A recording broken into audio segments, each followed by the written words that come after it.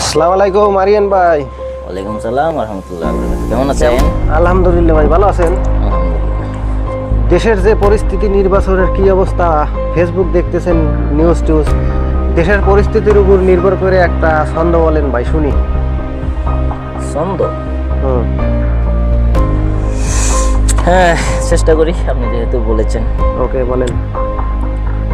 কি আর বলবো চন্দ, পৃথিবীতে যা কিছু হচ্ছে সবই তো মন্দ। সততার দরজা হয়ে গেছে বন্ধ, মিথ্যায় মানুষ পায় এখন সুগন্ধ।